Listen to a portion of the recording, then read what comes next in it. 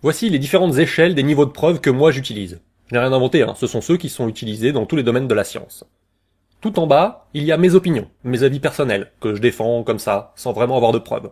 C'est « je le sais, je l'ai lu quelque part sur internet ». Ensuite, il y a les témoignages.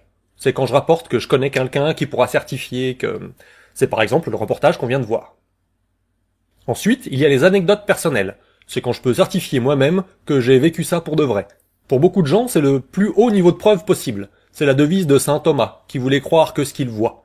C'est l'arnica, en tout cas, ça marche pour moi. Ou bien, je vous jure, je l'ai vu devant moi comme je vous vois.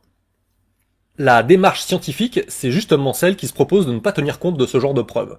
Après tout, ce qui est vrai pour moi ne l'est peut-être pas pour vous. Nous, il nous faut retenir que les preuves qui sont vraies pour tout le monde. Ça a l'air dur dit comme ça. C'est même un peu vexant de s'entendre dire que son témoignage personnel, c'est juste un témoignage. Mais c'est cette exigence qui permet ensuite d'argumenter sur des bases solides.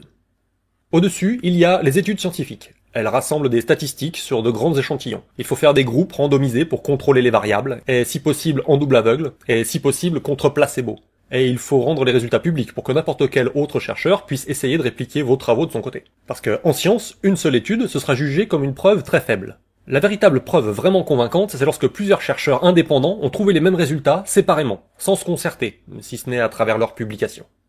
Et enfin, si la majorité de ceux qui ont essayé et publié ont trouvé la même chose, on est face à un consensus scientifique. Lorsqu'on a assez de réplications d'une expérience, on peut faire des méta-analyses, c'est-à-dire des analyses statistiques sur les études elles-mêmes.